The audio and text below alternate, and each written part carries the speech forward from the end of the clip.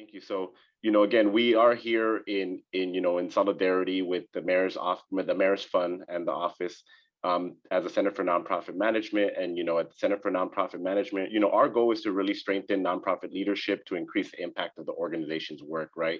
Our mission is to make sure that everybody else accomplishes their missions, right? And so we really thank you all for joining us for this event today.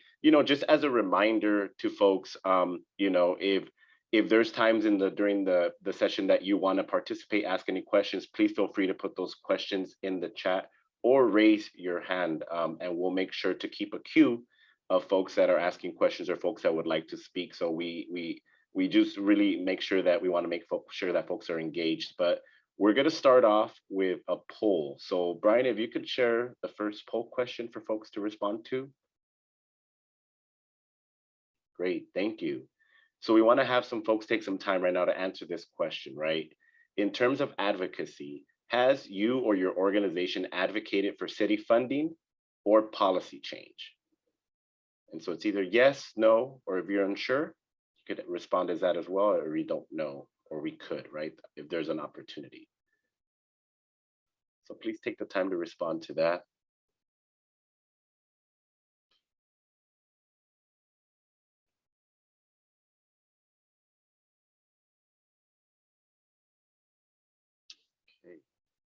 We got 47 out of 63 folks able to respond. So we'll wait about 30 more seconds to try to get, majority or the most of folks to respond. Have you or your organization advocated for city funding? Okay. And so here are the results. So overwhelmingly, 63% of folks have said yes, that they or their organization had advocated for city funding or policy change. So that's great to know. 15% of folks said no, and we have another 21% of folks that are unsure or believe that they could, right? So we thank you all for sharing those responses. With that, I do want to pass it over to one of our friends and colleagues that we're working with at the Mayor's Fund, the Associate Director, Anthony Foster. So Anthony, take it away. Thanks, Carlos, and good afternoon, everyone. As Carlos mentioned, my name is Anthony Foster, and I'm the Associate Director of the Mayor's Fund for Los Angeles, and excited and grateful to once again partner with the Center for Nonprofit Management and the City of LA to bring the third seminar in a series of conversations that we've been having around how nonprofits and city government can partner together. So really excited about today's conversation to kind of think a little bit more and lean into the conversation around how nonprofits can influence and partner with city government to influence policy and budget practices. So with that, I wanted to thank you also for submitting questions in advance of today's seminar. Those have been received and will be incorporated into the presentation slides throughout the conversation. And you'll have a chance following each section to ask follow-up questions and kind of dig into the content a little bit more. So with that, I will get us started by introducing our first speaker. We are pleased and honored to be joined by Holly Woolcott, who is the city clerk for the City of Los Angeles.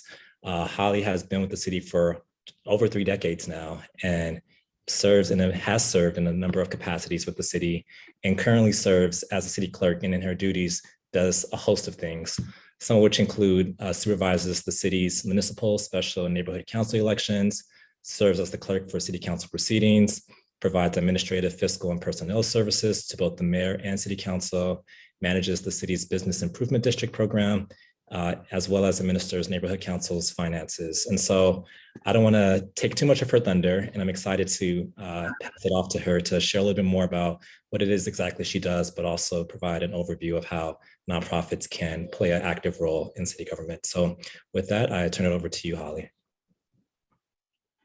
Good afternoon, everyone. My name is Holly Walcott, and I am the city clerk for the City of Los Angeles. I am operating off my phone right now, so I do apologize for that. It has to do for technical reasons, but we do what we can do to make things work, and that's pretty much what my office does all the time. The city clerk's office is often the gateway into City Hall. This is largely due to all the records that we keep. So I can't promise you that we know all the answers, but what I can promise you is that we can connect you to somebody who does. So I think there is a slide presentation that we're also have. Is that going up? Or am I just not seeing it? Oh. Okay, we have a house. Oh, there we go. Understanding city government, Los Angeles City Clerk. Again, my name's Holly Walcott. And to reach me, all city email addresses are usually first.last@lacity.org. So if you have any follow-up questions, it's holly.walcott@lacity.org. We want to start a little bit about city government as a whole, and then drill down a little bit more into my department. So the next slide, please. The city of Los Angeles was established in 1889, and the current population is approximately 4 million. Geographically, that covers over 500 square miles, making it the second largest city in the United States, the first, of course, being New York. And we are one of the largest employers in the country, in the state as well, and city, with employing approximately 50,000 people. Next slide, please. So sometimes there's some confusion regarding what the city versus the county is in charge of. So this slide, which I think you all have a copy of, so I won't go into it too much, but this gives some idea of what types of things are handled by the county versus the city. The cities has a lot of the direct services such as police, fire, sanitation, water and power, and then some of the larger social services agencies are handled by the county. So next slide, please. We wanted to talk a little bit about how the city is set up, that the type of government we have is a mayor and council commission type. So the mayor is the executive officer for the city, and the council makes the policy and other funding decisions. And this was established by the charter in July of 1925, and again reset it in the 2000 when the charter was redone. Our elected officials are the mayor, the city controller, and the city attorney are all citywide. They can all serve for 2 terms, 2 4-year terms. And the 15 city council members can each serve for 3 terms. There are 44 departments and bureaus and in the city of Los Angeles, and they are appointed by the mayor and confirmed by the city council. Next slide, please. So the most important players, as you can see in the slide, are the mayor, Eric Garcetti, who I'm sure you're all aware of. He directs the city departments and has it's considered the mayor's budget until it gets to council.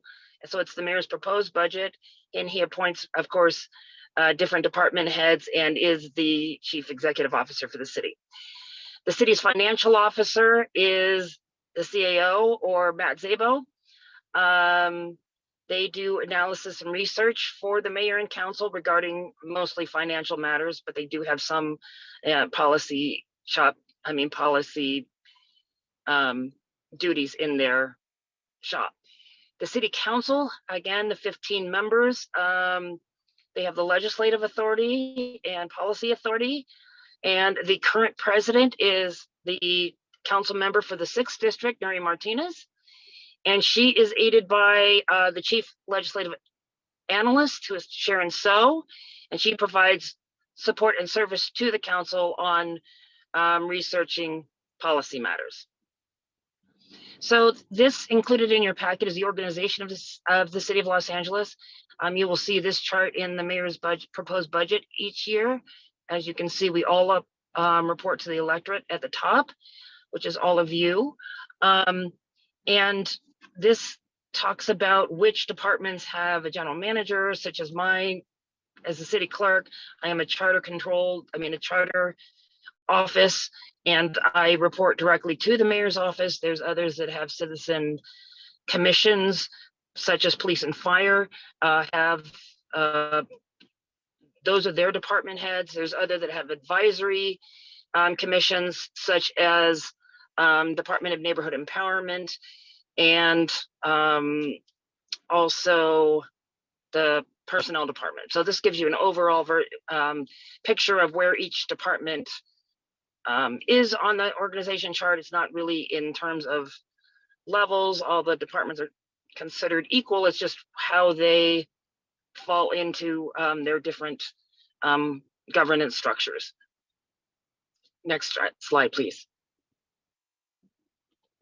So as far as the Office of the City Clerk, it's been provided to you already, but we keep track of all the council and committee meetings. We manage candidate filing and petition filing for municipal elections for both LA Unified School District and for the City of Los Angeles. We also have a lot of other special elections, and we run the neighborhood council elections. We are the custodian of all the city seal and of all archives and records. Anything that's filed with the city, such as claims against the city, you could file in our office. As was previously mentioned, we administer the Business Improvement District programs, and we administer various fiscal responsibilities for the mayor, council, CLA, and various small departments. So payroll, accounts payable, and HR for some of the smaller departments. Next slide, please. So going back to the legislative process, the City Council meets 3 days a week, Monday, Wednesday, and Friday. Tuesday, Wednesday, and Friday, I'm sorry, at 10 a.m. They are currently on recess. The regular meeting agendas must be released 72 hours in advance for a regular agenda, or 24 hours in advance on a special agenda, which meet all Brown Act requirements. And my Council Public Services staff are responsible for putting out those agendas. Next slide, please. So in terms of how things get in front of council, because that's always a big question that we get, there's two different ways. The council members, each one of them can submit a motion with a second. So it's usually, and when I say usually, probably 99.9% of the time in writing. When they're not in writing, then they are then transcribed into writing. So each motion must have a mover and a second, and it is introduced at one meeting, and then it is either referred to a committee or scheduled for the agenda the following week. The other way that an item gets on an agenda in the City of Los Angeles is a departmental report. So for example, the election for the municipal election that was just completed by the county, there's a report that must go for the county for the City Council to declare the results of the election. So my department just submitted that report. So that is, currently being scheduled for the next regular council meeting. Next slide, please. So when a motion is introduced, it is then generally assigned to a committee. The committee will consider the motion and or report, and what they will do is recommend a denial or approving, and that's what goes on the council agenda. So the council will then take up the committee's report with the committee's recommendation, and then take final action. There are some items that then must go to the mayor, such as ordinances and various fiscal matters, and the mayor can sign. And without going into too much detail, there's the whole veto process, but I don't think that's really germane to you today, so we will move on. But you can always feel free to email me and ask me questions about that. Okay, next slide, please. So there are 15 standing committees of the City Council. Each council member will chair at least one. The public may comment at these. There's a public comment period for each agenda item.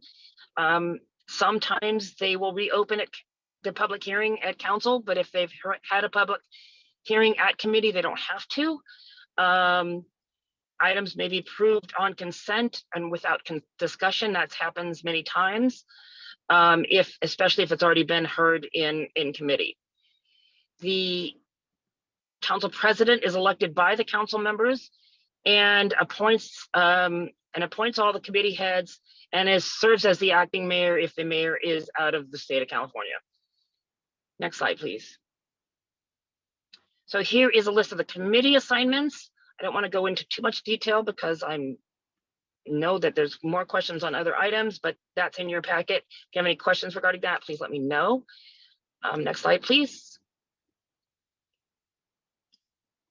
Okay, well, what we really wanted to present to help you out is the council file management system.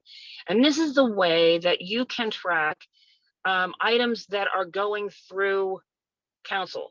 So for example, one of the issues that may be of interest to you is the consolidated plan, the housing consolidated plan. It's one of the funding opportunities. So when the department submits the report to the city clerk, it'll be assigned a council file number. And you can always plug that number or even a search term in to find the consolidated plan into the council file management system to find out what's going on. And all the documents that have to do with that particular file will be in this portal. So for example, if there's a CLA report or a CAO report or the department report, each time it goes through committee or council, there'll be an action that's listed in this system. And further, what you can do is you can subscribe to any of the agendas I talked about in the last few minutes, or you can subscribe to this particular council number so that you're always notified of any action that is taken. So if it goes through a committee and a committee takes action or it's scheduled for a hearing, you'll receive a notice saying, okay, the consolidated plan is in front of the housing committee today, or it's in front of council today, or council approved the consolidated plan. So that's a really key way of finding out about items that you're interested in, is searching for it. If you're having trouble, finding something, letting us know, we'll help you find it. And then you can subscribe to it and always be updated to the status of that file. Next slide, please. So this is what this slide is talking about, is the early notification system, what I was just describing. And you can receive emailed copies of all the agendas, the motions that have been introduced. The journals are the actions that were taken, and the referral memorandum, which means we received the consolidated plan. It was referred to housing on such and such a date. And that's how in advance when things, where something is. Next slide, please. I guess that really takes care of mine, because that may be my last slide. No, great. Thank you for that, Holly. We're going to jump into a Q&A, if that's fine with you. Okay, that's fine with me. But Brian, if we could just take off screen right now for a moment. That way we could see everybody, right? But yeah, we want to take a couple of minutes right now. Thank you for that, Holly, right? Definitely, I just want to do like a quick overview of what was shared, right? Holly was able to share with us, an opportunity to educate others, or educate ourselves on ways to advocate, whether it be about policy change or even budget allocations, right? There was some resources shared to kind of, reflect that level of education of advocacy, right, within the city. So we want to open it up to folks, right? And we encourage folks to kind of share questions in the chat, or even if you want to raise your hand to ask a question directly, right? And our team will kind of take record of that. So I do have one of the first questions here. In the case of file management systems website, the file management systems website available, is it in different languages, Holly? And the website itself is not currently in different languages. The things that are in different languages are the council meetings themselves are broadcast in both English and Spanish. And you can get on, via Google, the meetings themselves, you can play back in both English and Spanish, but currently that's what we're able to offer. Might there be an opportunity to maybe recommend that, or maybe have some other languages available in the future? It is definitely something that city's looking into. The mayor has put together a task force, and the council is also, concerned about, especially the committee meetings being simulcast in Spanish as well. So it's currently something that's being researched as far as, what resources it would take. We do a lot of outreach in elections in different languages. So all of our materials in elections are, but currently not all of our legislative. But again, it's something that's definitely worth looking into. Great. Thank you for that question, Itzel. I hope we were able to answer that. Traut, and I hope winners, I'm hoping that I'm pronouncing your name correctly, asks, how does the city work with the county when things intersect, like with homelessness and mental health? So there are different agencies within the city. So for example, LASHA, they're the housing authority, is kind of the where the city works with the county on homelessness. On other issues, for example, and I'm only using elections because it's something that I'm the most familiar with, so it would vary by department, but I work very closely with Dean Logan and the county registrar recorder. So it's really a matter of us knowing each other and us and us reaching out to each other. But there is a specific agency for homelessness. Great, and that's the housing authority. Great, thank you. I do want to recognize that during your presentation, Holly, Rudy was able to answer a question around motion. So I do encourage, we have a lot of leadership in the room as well. If there's any questions that are put on the chat that we might not be able to address today, and folks to kind of quickly share a response, we could definitely follow up on that. So we encourage that in the chat, right? That's why we're building these spaces. Jason Vasquez asks, aside from participating in the public comment stage of the city council legislative process, when can local organizations advocate outside of that?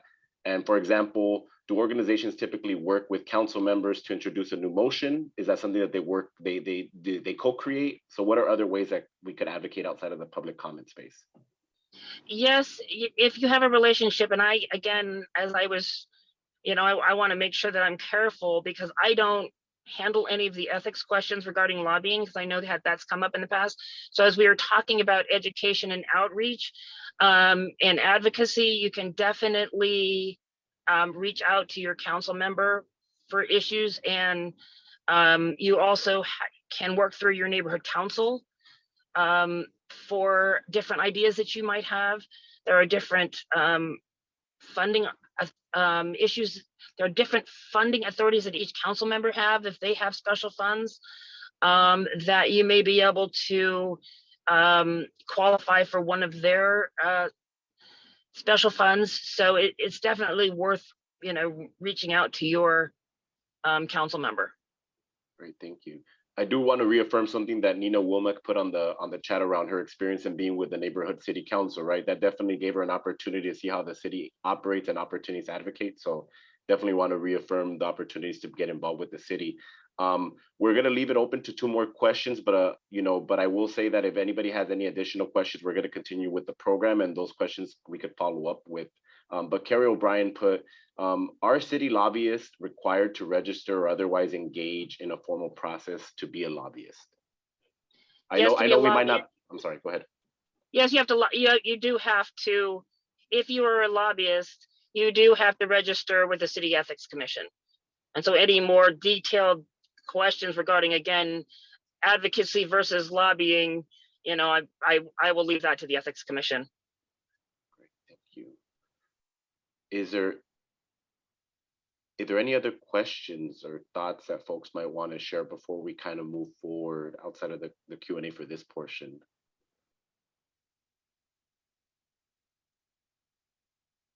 Okay, great. Thank you for that, Holly. Thank you all for providing those questions. I do want to move into the next portion of our agenda. We want to go over, a CBO case study. And so I do want to introduce our president and CEO from the Center for Nonprofit Management. Carlos, sorry. I don't know, is Regina with us right now? Not yet, so I'm going to do it. Okay, great. Okay, take it on, Joni. Appreciate that.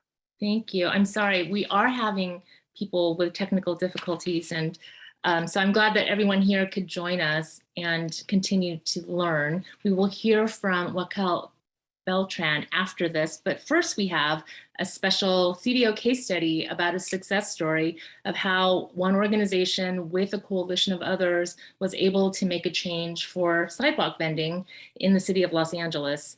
And so I'd like to introduce Rudy Espinosa. He is the Executive Director of Inclusive Action and an urban planner. He has a passion for neighborhoods, entrepreneurship, and financial empowerment. And so we're really excited to hear more about how he got through the LA City Council process in 2019 and hear more about where we can get started. So Rudy, thank you for joining us and welcome.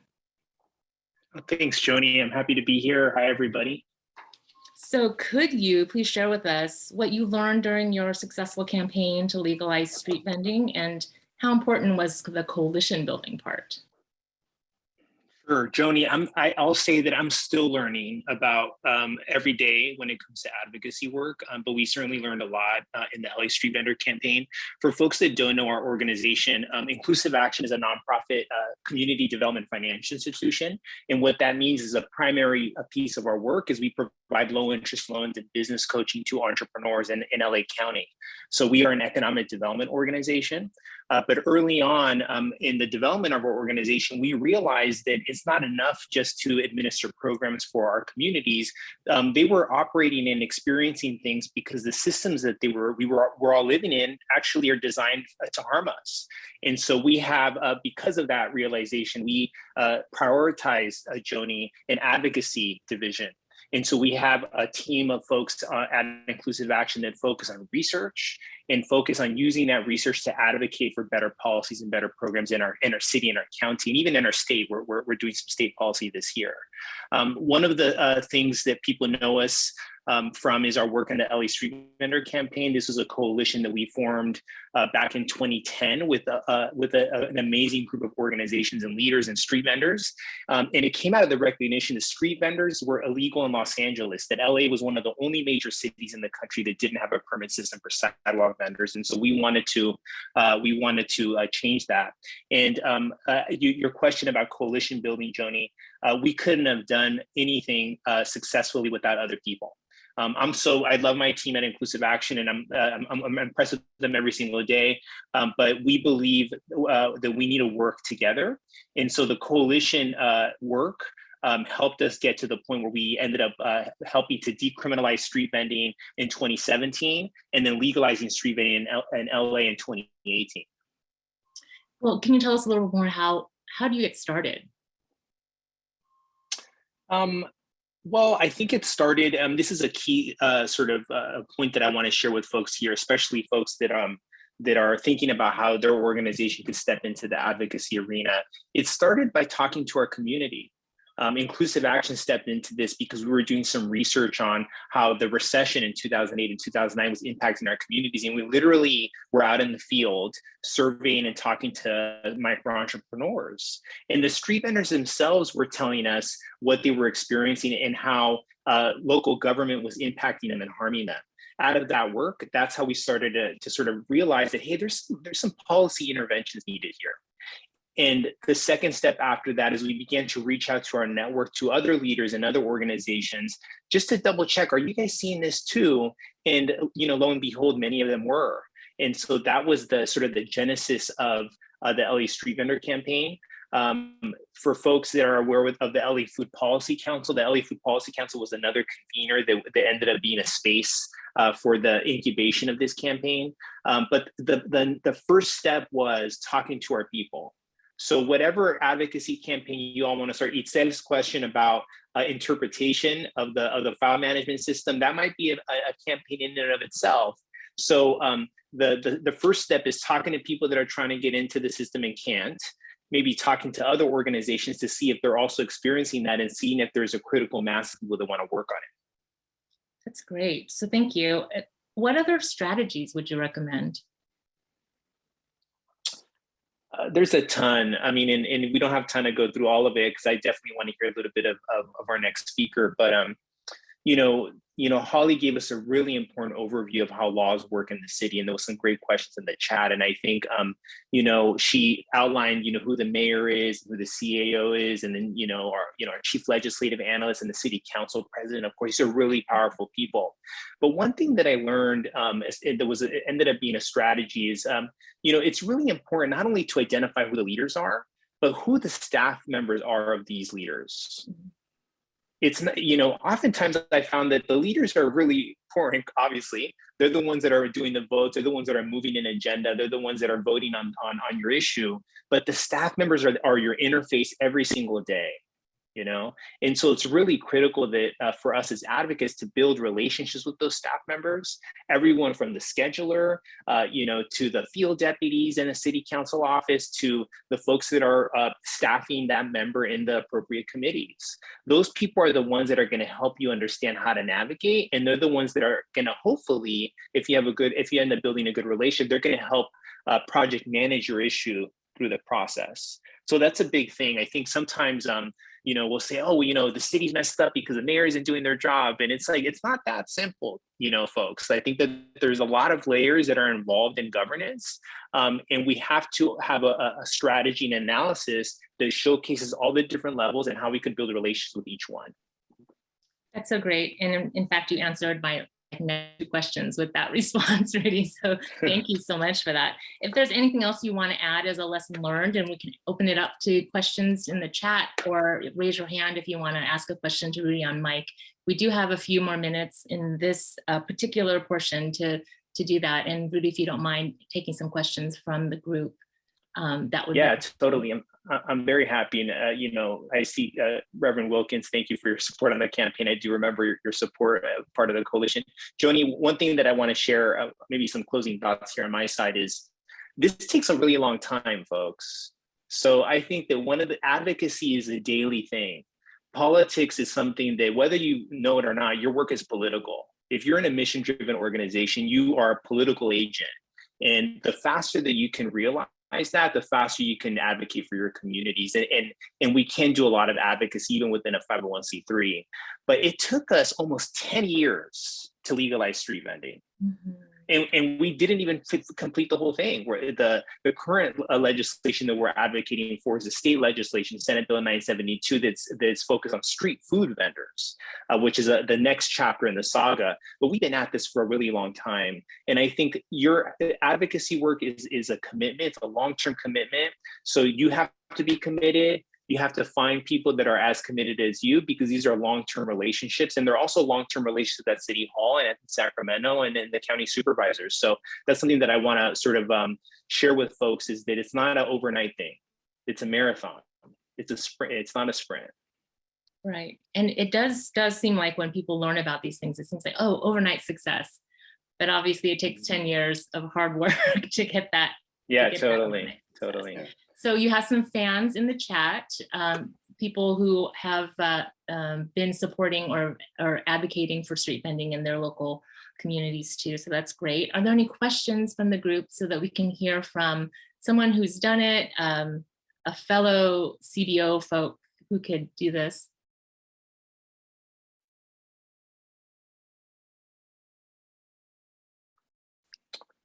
Susanna has a good comment right here about how street vendors are being impacted. We could do an offline chat about that.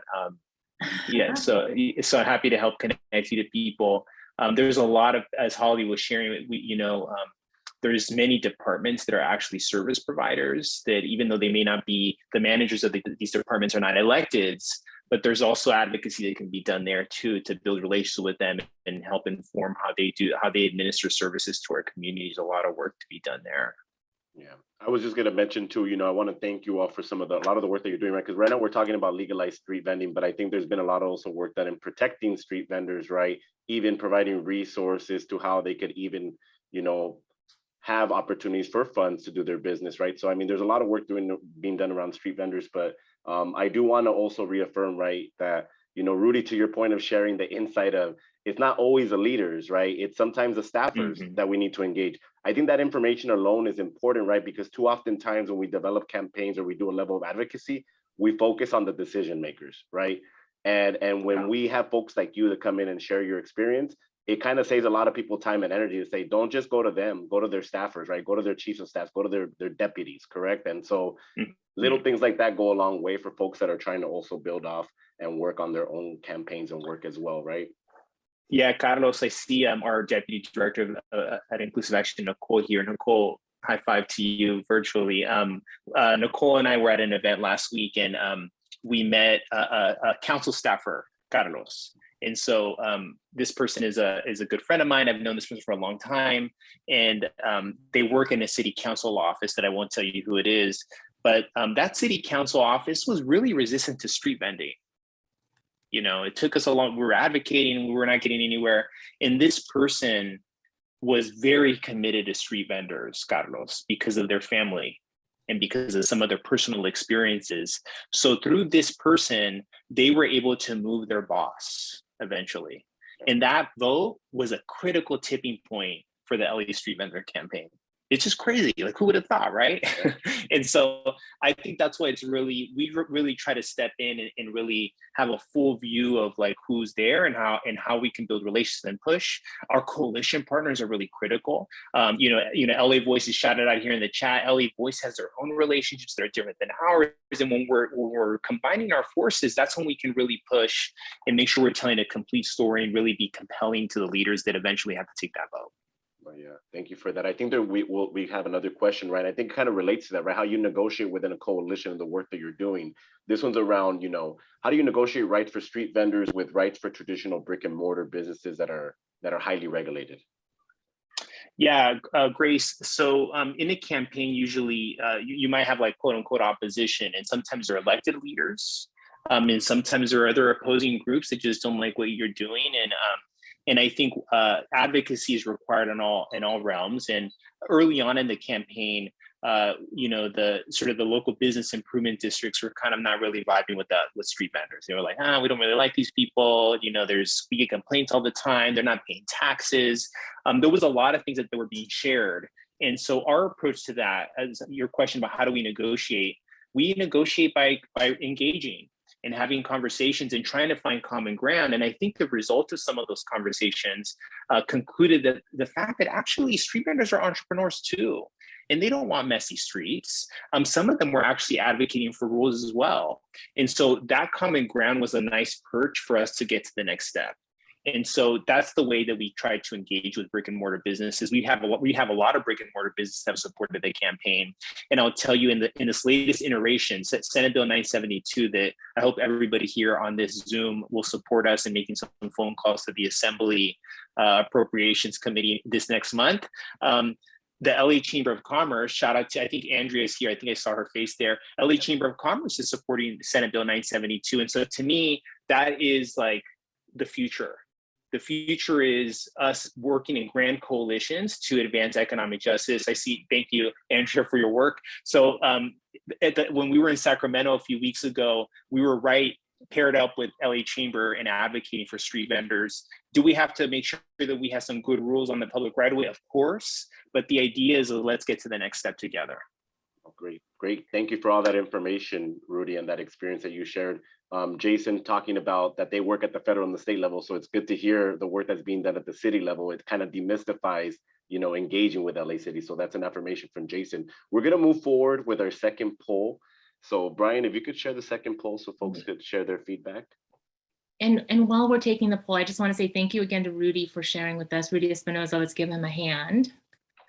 Thank you so much, and for all the hard work. And Rudy, if you wouldn't mind putting your info, and people can contact you directly if they have other questions or want to collaborate with you and other things.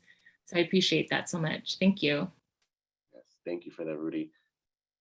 Sorry, I'm having some technical difficulties with launching the poll. Okay, so but this is something for folks to reflect on as we're putting up the poll, right? How do you hear about funding or other opportunities with city departments, right? So as we're getting ready to put up the poll and folks are ready to share that, how do you hear about funding or other opportunities with city departments? Maybe people could put it in the chat, Carlos, instead yeah, of waiting for the poll. Oh, here it is. The poll's up, right? So yes. Options are, you know, where you hear about funding or other city department opportunities, the website, RAMP, which is Regional Alliance Marketplace for Procurement, through emails or listservs, friends or colleagues, other spaces, or you do not hear about any of such opportunities from any of the spaces above? Great. Some folks are sharing some ways. Nina shared RAMP and also newsletters and government websites. All right. So we're going to close it in 5 seconds. Brian, we could close it. All right, great. So it seems the majority of folks, right, about 34% of folks say email, right? They get it through some level of listservs or emails that they get. And then the rest across the board would be websites, RAMP, friends or colleagues or others, right? I do want to highlight, right, that 24% of the folks said that none of the above, right? So that is a significant amount of people that may not be connected, right? So just take note of that. So thank you for sharing that. I'm going to pass it back to Anthony. He will be presenting our next speaker. So Anthony, if you want to take it on. Thanks, Carlos, and thanks, Rudy, as well. And thanks, Holly, for great engaging presentations so far. Excited to keep it going by introducing our next speaker. So we're also honored this afternoon to be joined by Raquel Beltran, General Manager at the Department of Neighborhood Empowerment, also known as DUN. Raquel is a longtime community leader who has served as the Associate Director for the Pat Brown Institute prior to joining the city in her role as General Manager. She brings with her over 3 decades of experience in community organizing, executive management, and public policy into this role. And I'm excited for her to share a little bit more about what she does as General Manager for DUN and more ways in which nonprofits can get connected to neighborhood councils. And so with that, I turn it over to you, Raquel, and thank you for joining us today. Thank you very much for that introduction, Anthony. And I want to thank my colleague, Holly Wolcott, for that great presentation. She covered a lot of material that's usually very technical and complicated and made it sound very easy and very simple. So just want to shout out to my colleague. And Rudy, I want to thank you for the remarks that you made in your case statement. I think you also want to thank you for your work. 10 years is a long time, and you're right, that's what it takes. In order to be able to really be effective, and you really have to be in it for the long haul, which we'll talk about in our presentation today. I want to thank the Center for Nonprofit Management for allowing this session to take place, and would like to thank the Mayor's Office, Ana Guerrero, Margaret Wynn, for inviting the Department of Neighborhood Empowerment, EmpowerLA, as we like to be called, for being a part of this opportunity. I want to do a shout out to the person that mentioned, or in the chat, I think it was, that that they served on a neighborhood council board at some point. Thank you for the service that you provided. You might still be on a neighborhood council, and if you are, I couldn't tell which person it was. Oh, hi, Nina, how are you? Oh yeah, Nina, how are you? Good to see you, and thank you for your service in the neighborhood councils. It's definitely a love of labor to do that kind of work. I also share and identify with all of you as nonprofit leaders because, for fun, in addition to my work at EmpowerLA, I founded a nonprofit about 20 years ago to teach children how to play mariachi music. So I'm always scraping for funding, trying to figure out where that's available, trying to keep the constituency going really hard. So my heart's out to all of you. I get the pain and positive suffering that we all go through as people who are trying to advance communities through community-based advocacy. So I'll talk to you about here is what the neighborhood councils are. Neighborhood councils are advisory bodies with annual budgets funded by taxpayer dollars. Board members are public officials. We can go to the next slide if it's okay. They are public officials, and thank you very much. Who are elected by those who live, work, or own real property or business in the community that the neighborhood council represents, or they may be able to, again, also be part of the neighborhood council if they're able to demonstrate a substantial community interest in that neighborhood council service area. And they donate their time and service as volunteers. Neighborhood councils are the closest form of government to people. They give their communities a voice at City Hall on important issues like development, homelessness, and public safety. The neighborhood council system was established in 1999 as a way of ensuring that city government remained responsive to the different needs and lifestyles of Los Angeles. The city has rich communities, diverse communities, and the system was designed to try to make sure that all those communities had a voice at City Hall. There are currently 99 neighborhood councils in Los Angeles, each serving about 40,000 people. There are only 2 communities in the city of Los Angeles that are not represented by neighborhood councils, and that's Pacific Palisades and Brentwood. Next slide, please. Thank you. As organizations that serve communities, nonprofits and neighborhood councils are natural partners. There are several ways in which neighborhood council partnerships benefit CBO partnerships. They're a source of frontline city information that is directly relevant to the community served. They are an important advocate for that community and serve as its official voice at City Hall. They can help fund projects, events, initiatives with neighborhood purpose grants, which we're going to get back to talk about a little bit later. The city clerk will be giving you more information about that, as the city clerk referenced earlier, and we'll discuss further in greater detail. Neighborhood council board or committee membership can also be a valuable experience for CBO members and their constituencies, or for those who belong to the audiences they serve. In turn, neighborhood councils and EmpowerLA look to community-based partnerships to help establish relationships with individuals and communities who are not yet engaged with the city or with their neighborhood council, but would benefit from getting involved. We help explain neighborhood councils and city involvement opportunities to these groups and individuals, not just in terms of listing what roles or meetings are out there, or sharing application or voting links, but also connecting the dots for people between what is being offered by the neighborhood council system and how those opportunities would create impact for the individuals and communities which the nonprofit serves. As community partners, nonprofits help EmpowerLA and the city of Los Angeles identify ways in which the dots do not connect. In other words, you identify inequities, gaps in service and communications, and other barriers to participation that prevent some individuals or communities from being able to participate fully, comfortably, and confidently. Next slide, please. EmpowerLA's mandate is to make local city government more responsive to its constituents, to ensure these bodies are representative of the communities in which they are located and act as grassroots arm of the city of Los Angeles. The department aims to do this by fostering engagement among neighborhood council board members and their constituents, and by ensuring more residents from LA's diverse communities are involved in the NCs and their election processes, especially those from under-participating and hard-to-reach communities. We do this in specific ways, and these specific steps benefit you as well. Supporting neighborhood councils and helping them understand the state's open meeting laws and how to govern successfully. We encourage you to find your neighborhood council on the link available on our website. I'm going to try to drop that link in the chat and so that you have it available to you in case you don't know where your neighborhood council is or aren't aware of a link that's available for you to share with your constituents so that they can get involved in their neighborhood council. Neighborhood councils have a special advocacy relationship with the city council. They're able to file community impact statements, CISs as we know them, on items before the city council using the system described earlier by the city clerk. You can ask your neighborhood council to take action as stakeholders on items that are important to the people you serve.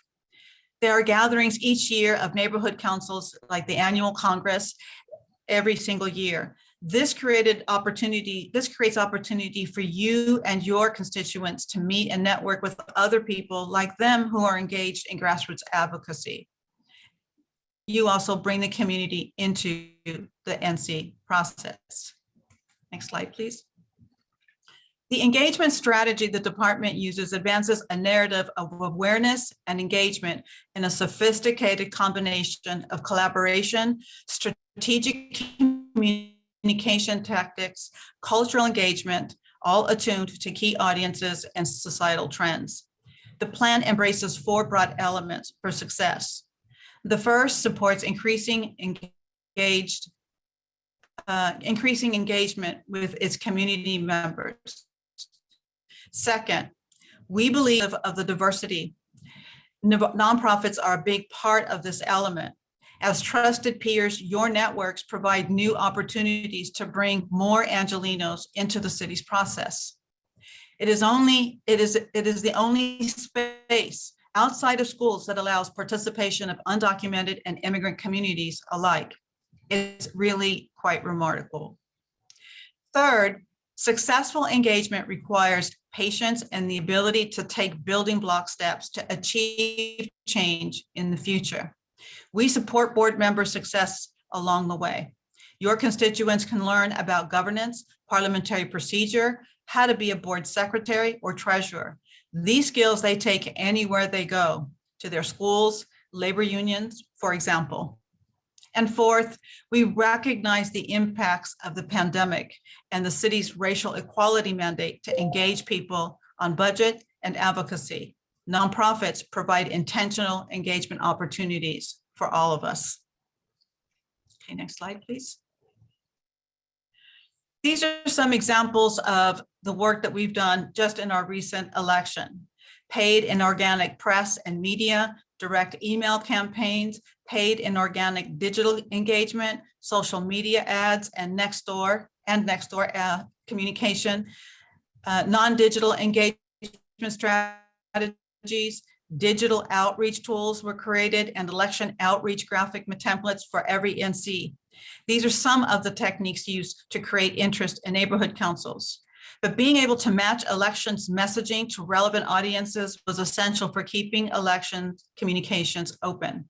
You see, neighborhood councils are clustered in 12 regions, each with their own timelines, each with their own bylaws. So that means there are 99 sets of election rules.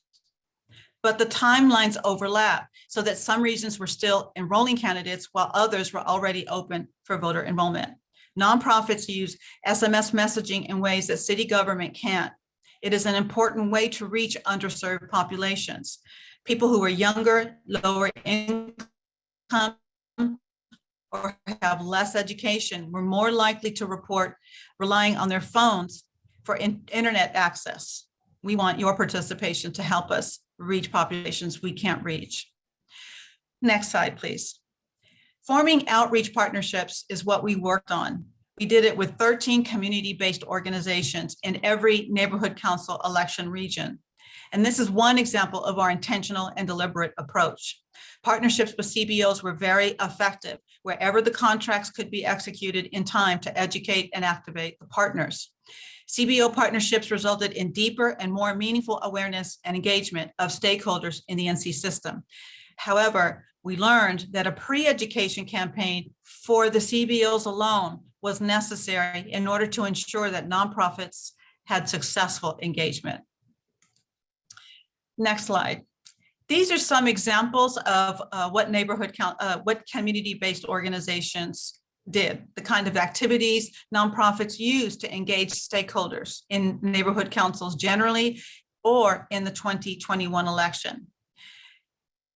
After people became aware of the neighborhood council, they were encouraged to get engaged in some form, like signing up to receive newsletters, information tables at community events, something we couldn't do at the time because of the pandemic.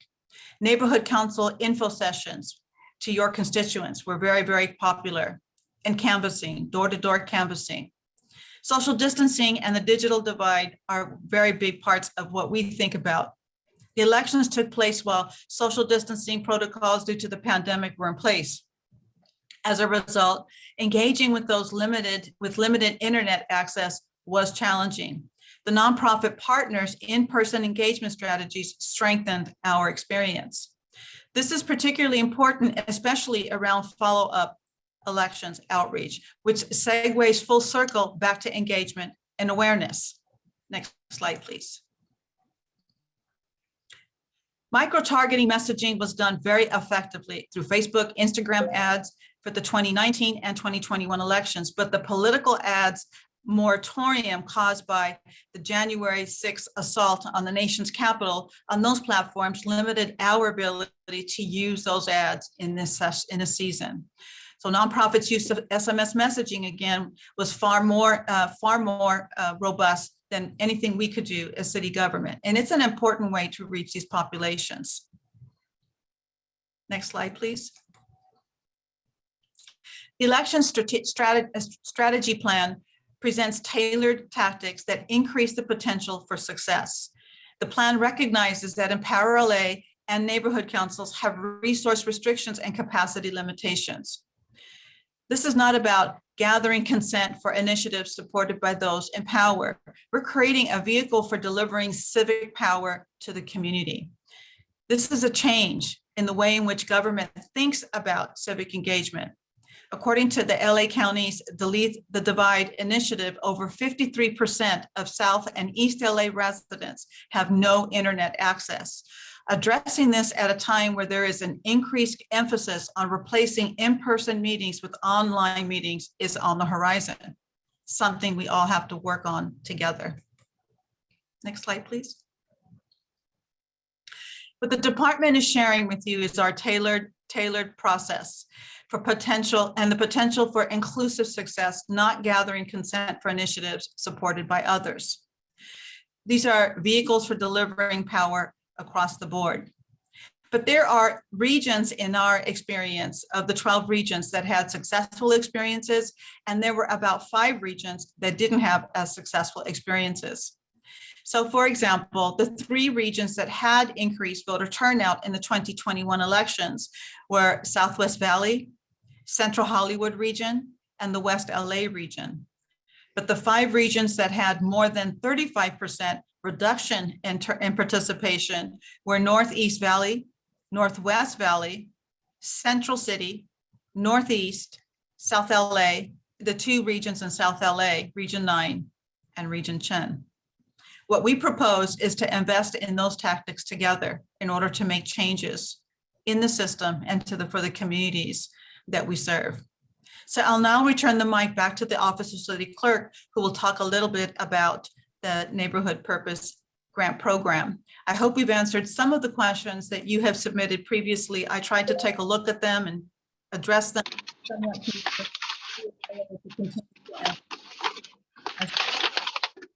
Thank you very much. Thank you, Holly.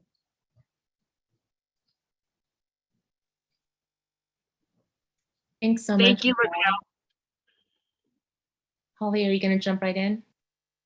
Yes, can you hear me? I know I hate asking that on Zoom, but okay, thank you, Raquel. Actually, that was really great. I really enjoyed that presentation, even though I know some of that, but to hear you talk about it is really inspiring.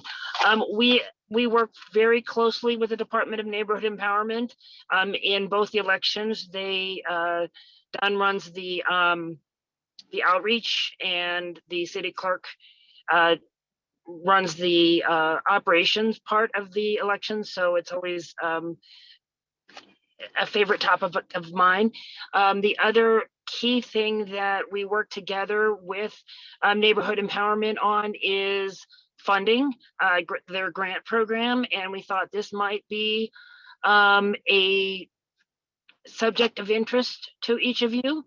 And basically each neighborhood council is in the mayor's budget given, currently the amount is $32,000 a year. Some of that covers their operational expenses, but they are also able to provide neighborhood purpose grants to nonprofit agencies. These are typically, and actually, if we could have the next slide, these are typically grants that are under, the average award is under $5 grand. They can include art activities. The rules that we have regarding public funds is they must provide a clear public benefit. So that always has to be a clear statement on the application. And any event that is held must be free of charge and open to the public. So we can't, throw just a closed party for ourselves, that type of thing. So I want to give you in this slide shows you where you can get the application from. But the other thing I want to give you some examples of the type of grants that have been given out in the last year. So for example, Rainbow Services was provided somewhere between $1,000 and $3,000 from the Harbor Area Neighborhood Council for domestic violence prevention. Up to us was given $1,250 for a marketing campaign to dispel myths about homelessness.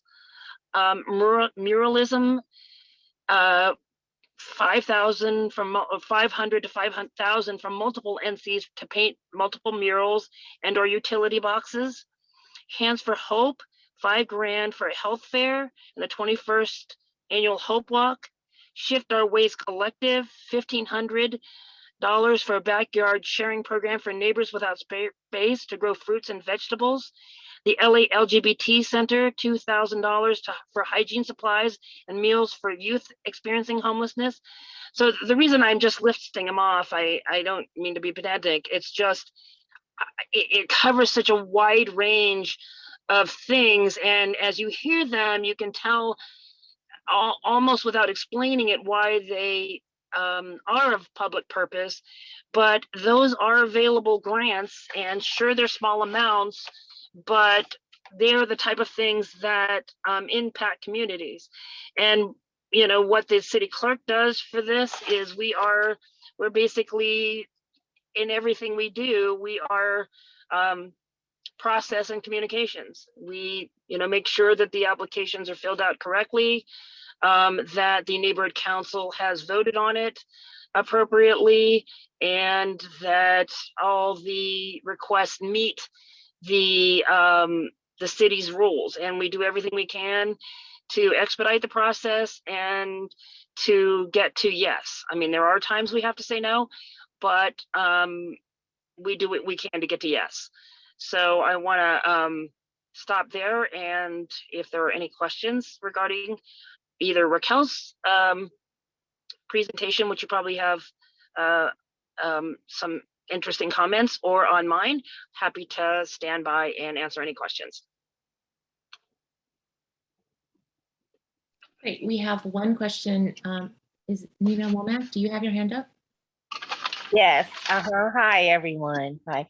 I just wanted to just make a comment that, like I put in the chat, it was as a Los Angeles third generation citizen here, it was very informative for me to serve on the neighborhood council. But because of my passion for the city of Los Angeles and the community, being a community-based organization, there was like a conflict of interest by me serving on the council. So that's why I chose to step away so I could continue focusing on the community. But I do try to listen in on other neighborhood councils and just show support and know what's going on in the city. So that's why I recommend it. Thank you.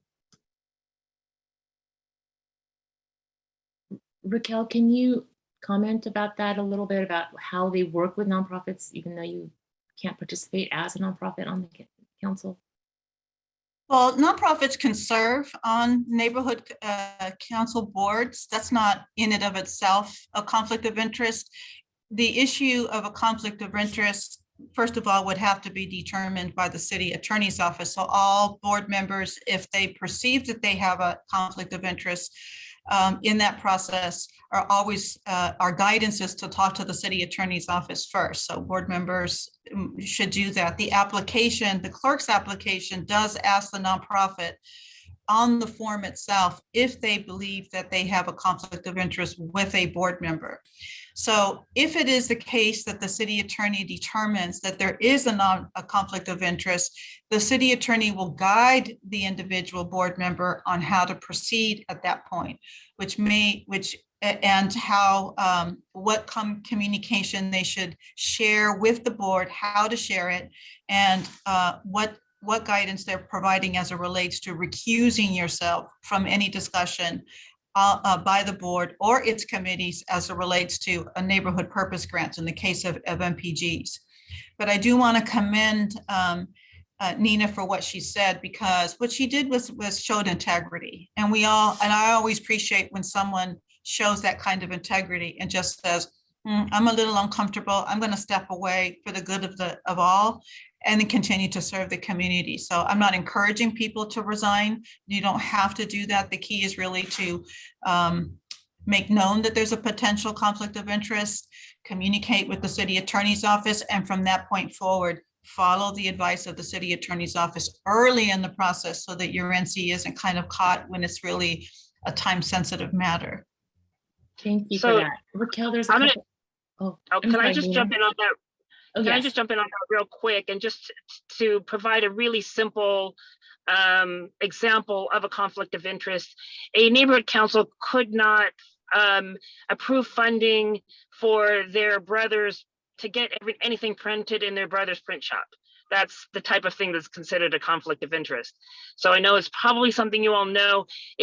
But basically what it means is you can't vote on an item that you could, or your agency could self-benefit from, but that doesn't mean you couldn't vote on other items. You just wouldn't be able to vote on that item. Again, as Raquel mentioned, subject to whatever the city attorney advises.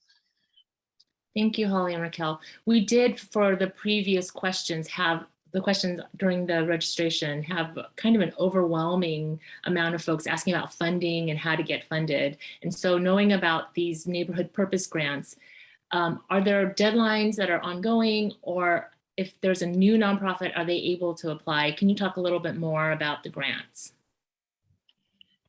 They're ongoing, depending on the funding of each neighborhood council.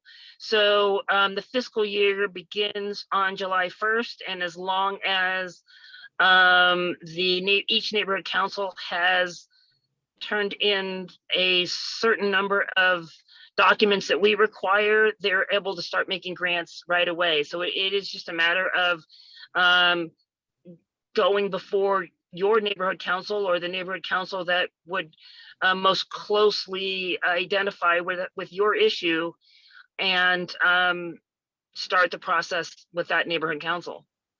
And it's, I mean, always subject to, funding availability. So there's probably more money at the beginning of the fiscal year, although at the end, sometimes we're scrambling to try and fund last minute requests. So usually there are funds available. And again, I want to, keep in mind that they're generally, relatively small grants, but every little bit helps. Right, thank you. Anything to add to that, Raquel, or as we wait for more questions? Any other questions, please put them in the chat or raise your hand. No, I think that summarizes it. These grants on average are about $5,000, just to give you a sense of that. Councils receive every year councils the budgetary decisions by the city council, and right now they're at $32,000 each. The highest amount the neighborhood councils have ever had was many years ago, pre-recession, right? Holly knows this better than I do, and I invite her to correct me on anything that I'm saying here, was at $50,000. And Holly makes that recommendation and request to the city council. And one of many positive things that Holly did for neighborhood councils is she did not recommend reduction in any funding to neighborhood councils during the pandemic when everybody else took cuts, including Holly and I. We took deep cuts in our budgets, but she never recommended a reduction in funding to the neighborhood councils in order to keep them afloat. Great, thank you. I'm not seeing any other questions in the chat or any other hands raised. Going once, going twice. What I would like to do is thank our speakers. Holly Wolcott. Holly had an internet outage at her home, so she's taking it from her phone. So thank you so much for making that work, Holly. And to Raquel Beltran, thank you so much for joining us and sharing about how nonprofits can work with the neighborhoods and really work locally to get things done in their communities. So I appreciate that. If there are any others that we would just love the group to put in maybe a takeaway or an action that you're going to do based on something you learned today, or put your email in there and let people know how they can connect with you. So we're going to keep going in the chat while we just kind of wrap up and give you some other highlights. So if you would do that in the chat, that would be great. I want to let you know that the next session that we're going to have is going to be in August, and we're going to talk about the Board of Public Works. The Office of Community Beautification is the city's primary agency that takes care of and manages the community beautification projects throughout the city of LA. And they have an emphasis on community outreach and partnership. So this, the Board of Public Works, Office of Community Beautification is looking for nonprofit partners to work with in order to do public right-of-way projects, you know, any other beautification projects that might come through working in public spaces and public right-of-ways. So please keep a note of that. We'll be updating when we can schedule that next session. Follow us at, or you can sign up for eBlast at cnmsocal.org. And we're on LinkedIn and socials. So if there's nothing else, Anthony, I don't know if you have anything else as far as housekeeping goes, or Carlos? I just want to thank everyone once again. Thank all the speakers, Holly, Raquel, Rudy, the Center for Nonprofit Management team, so you, Joni, and you, Carlos, and Regina, who's not here today. And yes, and all of the participants who logged in to listen to today's seminar, so thank you. Thank you, Anthony, for your partnership. We will have this, it's a recording, and we'll share this video as well as other resources like the PowerPoint and things that have come up through the chat in email to everyone who registered. Joni, Joni, I just wanted to add really quickly, right? You know, as we're talking about, you know, just accessing funds and opportunities to learn about maybe preparing for funds, yes. You know, at the Center for Nonprofit Management, we have an opportunity that relates to the county, right? In terms of the equity recovery initiative, right? And so in terms of the art funds that are looking to come out with the county, there is an opportunity for folks to participate in the session July 20th, and it's free of charge. And so I added the link in the chat, but this regards into county funds, right? So we do want to open up that opportunity for folks as well. So yeah, just wanted to share that. Thank you. So we're going to stay on for a few more minutes. The program is officially closed, but please feel free to continue the conversation in the chat and pick up any of the links and things that you want to copy before we close it out. Thank you again, everybody.